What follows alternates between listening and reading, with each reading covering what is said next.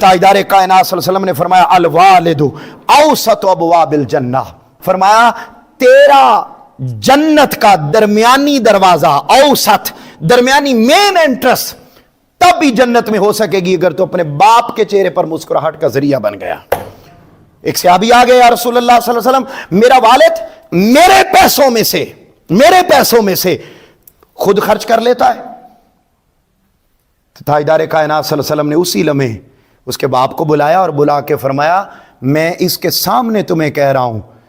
کہ تو بھی اس کا ہے، تیرا مال بھی اس کا ہے، جتنا خرچ کرنا چاہے یہ کر سکتا ہے، تو کسی صورت میں اس میں گھٹن چہرے پر نہیں لا سکتا۔ یہ تو وہ تھے کہ جن کے والد زندہ ہیں، جن کے والد دنیا سے چلے گئے،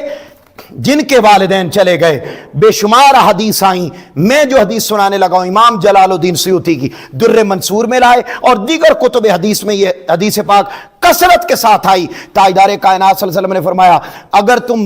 تمہارے والدین زندہ ہیں تو تم نے ان کے چہرے کو دیکھ لیا